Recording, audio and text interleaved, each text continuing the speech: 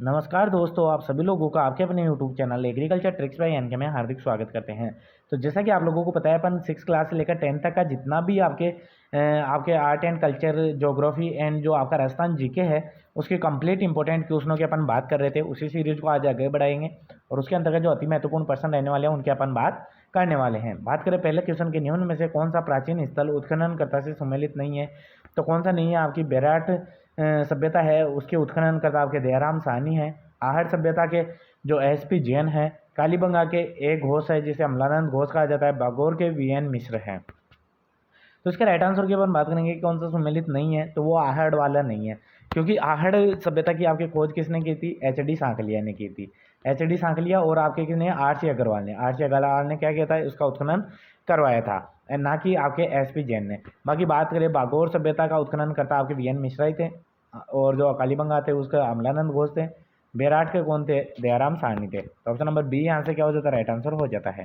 Next question अपन बात करें, राजस्थान में सुरक्षित या रक्षित वनों का प्रतिशत होता है, तो वो कितना होता है? आपके 56.43%। तो ऑप्शन नंबर बी यहाँ से क्या हो जाता है? राइट आंसर हो जाता है। आपके तीन ही प्रकार के वन पाए जाते हैं। पहली बात करें आरक्षित वन, दूसरा होता है आपका रक्षित वन, और तीसरा अवर्गीकृत वन। अगर वर्गीकृत वन होते हैं वो सर्वाधिक पाए जाते हैं राजस्थान में, बीकानेर और गंगानगर जिले में। कितना प्रतिशत होता है इनका? 65.2% होता है। बाकी बात करूँ 56% किसका हो गया? आपके रक्षित वनों का। और जो बच गया आपका, कितना बच गया आपके? लगभग आरक्षित वन पाए जाते हैं 37.05% आपके पाए जाते हैं। आरक्षित वन आपके चित्तौड़गढ़ और जो आपका उदयपुर वाले संभाग में पाए जाएंगे, या उदयपुर और चित्तौड़गढ़ जिले में पाए जाएंगे। इसके अलावा मैं बात करूँ कि जो आपके सुरक्षित या रक्षित वन है वो आपके सर्वाधिक बारां और करौली में देखने को मिलते हैं। अवर्गीकृत वनों की बात की जाए तो बीकानेर गंगानगर में आपको देखने को मिलते हैं। बात करें कि निम्न में से कौन सी स्थलाकृति अरावली श्रृंखला में स्थित नहीं है, तो कौन सी नहीं है? बोराट नहीं है, मुकुंदरा हिल्स नहीं है, लसड़िया नहीं है, या गिरुआ की पहाड़ियाँ नहीं है। तो आपको पता ही होगा कि लसड़िया का पठार है, ये भी आपका किसका भाग है? अरावली का है। बोराट का पठार भी आपका अरावली का भाग हो जाता है। गिरुआ का पठार भी जो आपका है अरावली का भाग हो जाता है। लेकिन मुकुंदरा हिल्स या मुकुंदरा की पहाड़ियाँ हैं, ये आपके क्या होती है? अरावली का ना होकर ये किसकी शाखा के अंतर्गत आती है? ये किसका पहाड़ियों का भाग माना जाता है? तो विंध्याचल, जो आपकी विंध्याचल पहाड़ियाँ हैं उनका भाग माना जाता है, जो आपकी मुकुंदरा हिल्स होती है। तो मुकुंदरा हिल्स की अपन बात करें, मुकुंदरा पहाड़ियाँ, तो ये पहाड़ियाँ कहाँ पाई जाती है ज़्यादा? तो कोटा झालावाड़ क्षेत्र के अंतर्गत, कोटा और झालावाड़ क्षेत्र के अंतर्गत देखने को मिलती है। चलिए नेक्स्ट क्वेश्चन की अपन बात करें, निम्न में से कौन सा पर्यटन स्थल और जिला सम्मिलित नहीं है? तो फूलसागर बूंदी में है, पांडुपोल अलवर में है, किराड़ू झालावाड़ में है, चंद्रमहल है जयपुर में है। तो कौन सा सम्मिलित नहीं है? तो इसका जब राइट आंसर की अपन बात करेंगे, इसके अंतर्गत जो किराड़ू का मंदिर है ये आपका झालावाड़ में ना होकर किराड़ू कहाँ पे? आपका बाड़मेर के अंतर्गत है। कहाँ पे है? बाड़मेर में। इसका विशेष रूप से आपको ध्यान रखना है, और गुज्जर प्रतिहार कालीन शैली में है। चलिए ऑप्शन नंबर सी यहाँ से क्या हो जाता है? राइट आंसर हो जाता है। नेक्स्ट क्वेश्चन की अपन बात करेंगे, निम्न में से कौन सी संस्था स्थापना वर्ष सम्मिलित नहीं है? तो नरेंद्र मंडल की जो स्थापना हुई थी 1921 में हुई थी।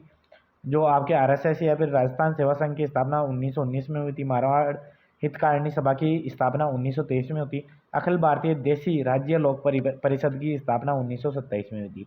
तो इसके राइट आंसर की अपन बात करेंगे, जो आपकी मारवाड़ हितकारिणी सभा है उसकी स्थापना 1921 में हुई थी। कब हुई थी? 1923 में ना होकर 1921 में हुई थी। और कहाँ हुई थी? आपकी जोधपुर में हुई थी। तो ऑप्शन नंबर सी यहाँ से क्या हो जाता है? राइट आंसर हो जाता है।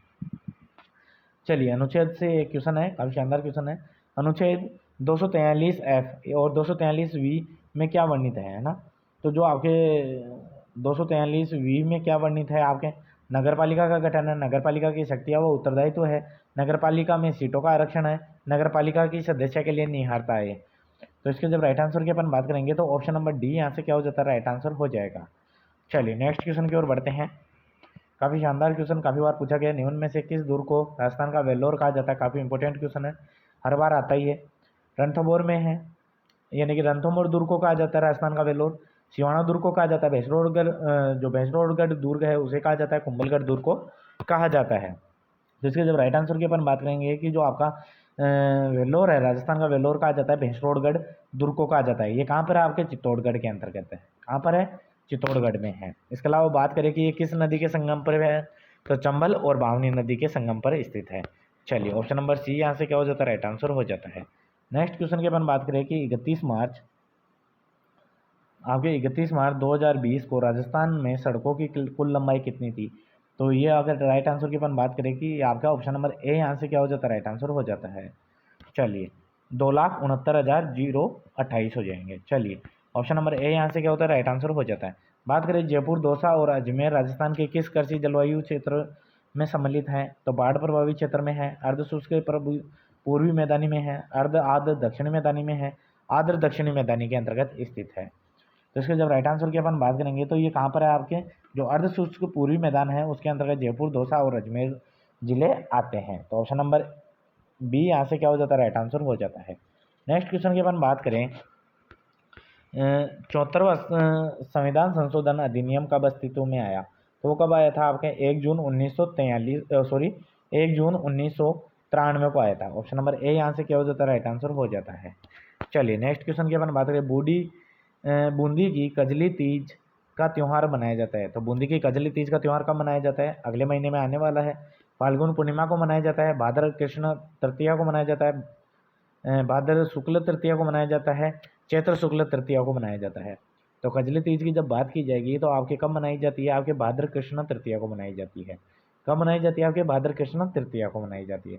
ऑप्शन नंबर बी यहाँ से क्या हो जाता है, राइट आंसर हो जाता है। और ये कहाँ की प्रसिद्ध है, बूंदी की है। अगर छोटी तीज पूछ ले तो श्रावण शुक्ल तृतीया, श्रावण शुक्ल तृतीया को आपकी कौन सी जो आपकी छोटी तीज मनाई जाती है। चलिए अगर अपन बात करें नेक्स्ट क्वेश्चन की, दुगारी किले के चित्रकला संबंधित है, तो दुगारी किले की चित्रकला संबंधित है वो किससे, अलवर शैली से, बूंदी शैली से, किशनगढ़ शैली से या मेवाड़ शैली से। तो इसके राइट आंसर की अपन बात करेंगे कि जो दुगारी किले की चित्रशैला है या चित्रकला है वो बूंदी शैली से संबंधित है। कौन सी से, बूंदी शैली से। ऑप्शन नंबर बी यहाँ से क्या हो जाता है, राइट आंसर हो जाता है।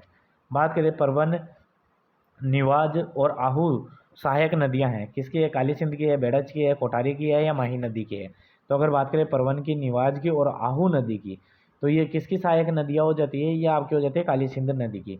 तो ऑप्शन नंबर ए यहाँ से काफ़ी खूबसूरत आंसर निकल के आता है। और इसका उद्गम स्थान कहाँ होता है, जो बागली ग्राम होता है आपके कहाँ, एमपी के अंतर्गत, वहाँ से इसका उद्गम माना जाता है। चलिए नेक्स्ट क्वेश्चन अपन बात करें, भेड़ के खेरी नस्ल कहाँ पाई जाती है, तो भेड़ की जो खेरी नस्ल है वो कहाँ पाई जाती है। तो अपन बात करें जोधपुर, नागौर और पाली जिले के अंतर्गत पाई जाती है। तो ऑप्शन नंबर बी यहाँ से क्या हो जाता है, राइट आंसर हो जाता है। चलिए नेक्स्ट क्वेश्चन की अपन बात करें, नेक्स्ट क्वेश्चन आता है, निम्न युग्मों में से कौन सा लोक देवी प्रमुख मंदिर असंगत है। तो ब्राह्मणी माता का मंदिर सोरेनसन 12 में है, नारायणी माता का मंदिर राजगढ़ अलवर में है, आवरी माता का मंदिर जो आसावरा चित्तौड़गढ़ में है, जिलानी माता का मंदिर जसोल बाड़मेर में है। तो इसके जब राइट आंसर की अपन बात करेंगे कि जिलानी माता का मंदिर अलवर में स्थित है, कहाँ है, जसोल बाड़मेर में ना होकर अलवर में स्थित है। तो ऑप्शन नंबर डी यहाँ से क्या हो जाता है, राइट आंसर हो जाता है। चलिए नेक्स्ट क्वेश्चन की ओर बढ़ते हैं, निम्न में से कौन सा आभूषण राजस्थान में स्त्रियों द्वारा गले में नहीं पहना जाता, तो तिमणिया नहीं पहना जाता, मांदलिया नहीं पहना जाता, टेवटा नहीं पहना जाता या ओगनिया नहीं पहना जाता। तो इसके राइट आंसर की अपन बात करेंगे कि जो ओगनिया है वो आपके गले में नहीं पहना जाता, बाकी तिमणिया है, आपके मांदलिया है और टेवटा है, ये सब क्या है, गले में पहने जाते हैं। लेकिन ओगनिया है ये कहाँ पहना जाता है, आपके आपके कान में पहना जाने वाला आभूषण है। कहाँ पे, कान में पहना जाने वाला आभूषण है। तो ऑप्शन नंबर डी यहाँ से खूबसूरत आंसर हो जाएगा। चलिए बात करेंगे झोरवा लोकगीत कहाँ से संबंधित है, उदयपुर से, जैसलमेर से, बीकानेर से या फिर बाड़मेर से। तो इसके जब राइट आंसर की अपन बात करें कि जो झोरवा लोकगीत है ये आपके कहाँ से, जैसलमेर से संबंधित है। कहाँ से, जैसलमेर से। ऑप्शन नंबर बी यहाँ से क्या हो जाता है, राइट आंसर हो जाता है। चलिए बात करें निम्न में से कौन सा शहर राष्ट्रीय राजमार्ग 8 पर अवस्थित नहीं है, तो नेशनल हाईवे 8 पे कौन सा शहर है वो स्थित नहीं है, जयपुर नहीं है, अजमेर नहीं है, ब्यावर नहीं है या पाली नहीं है। तो इसके राइट आंसर की अपन बात करेंगे कि जो आपका NH8 है वो आपके क्या होता है, जयपुर से अजमेर और अजमेर से होते हुए ब्यावर से निकल जाता है, लेकिन आपके पाली में नहीं आता। तो ऑप्शन नंबर डी यहाँ से क्या हो जाता है, राइट आंसर हो जाता है। चलिए नेक्स्ट क्वेश्चन की अपन बात करें, बिसलपुर बांध में पानी की आवक बढ़ाने हेतु निम्न में से कौन सी परियोजना तैयार की गई है, तो सही की गई है, ओराई की गई है, ब्राह्मणी बनास की गई है, माही बनास की गई है। तो बिसलपुर बांध में पानी की आवक बढ़ाने के लिए कौन सी परियोजना तैयार की गई है। तो इसकी बात करें कि अगर आपकी बिसलपुर परियोजना है तो ये बनास नदी टोंक पर स्थित है, आपको पता ही है। अपन बात करें ये ब्राह्मणी और बनास नदी परियोजना है वो आपकी तैयार की गई। तो ऑप्शन नंबर सी यहाँ से क्या हो जाता है, राइट आंसर हो जाता है। बात करें सिरोही जिले में तिरुडालू युक्त उबड़ खाबड़ पहाड़ियाँ स्थानीय नाम क्या है, तो गिरवा कहलाती है, भाकर कहलाती है, बोराट कहलाती है, थली कहलाती है। तो इसके जब राइट आंसर की अपन बात करेंगे कि जो आपके सिरोही जिले में तिरुडाल वाली होती है उसे अपन क्या कहते हैं, भाकर कहते हैं। क्या, भाकर कहते हैं। चलिए ऑप्शन नंबर बी यहाँ से क्या हो जाता है, राइट आंसर हो जाता है। नेक्स्ट क्वेश्चन की अपन बात करें, कपूरी देवी किस राजपूत शासक की माता थी, तो महाराणा प्रताप की थी, सांगा की थी, पृथ्वीराज चौहान तृतीय की थी या राणा हमीर की थी? तो अगर अपन बात करें जो कपूरी देवी थी, तो कपूरी देवी किस शासक की माता थी आपके? तो वो पृथ्वीराज थर्ड है, यानी कि ऑप्शन नंबर सी यहाँ से क्या हो जाता है, राइट आंसर हो जाता है कि पृथ्वीराज चौहान थर्ड थी, उनकी माता थी कपूरी देवी। चलिए, इसके पिताजी के नाम की बात करें, सोमेश्वर नाम था इनका, है ना। इनका विशेष रूप से आपको ध्यान रखना है। नेक्स्ट क्वेश्चन की ओर बढ़ते हैं।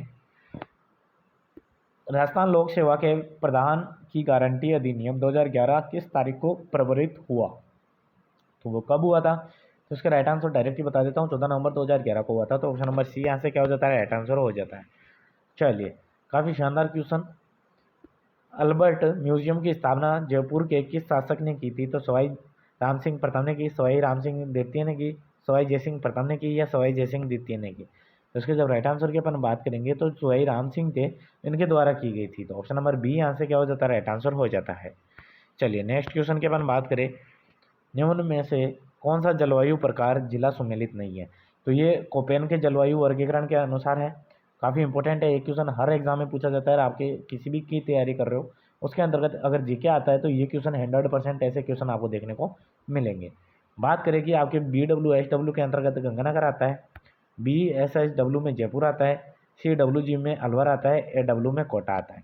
तो अपन इसके बात करें कि कौन सा सम्मिलित नहीं है, तो आपका जयपुर सम्मिलित नहीं है, क्योंकि अगर अपन बात करें BSSW के अंतर्गत आपका जयपुर नहीं आता। जयपुर किस में आता है, CWG के अंतर्गत आता है।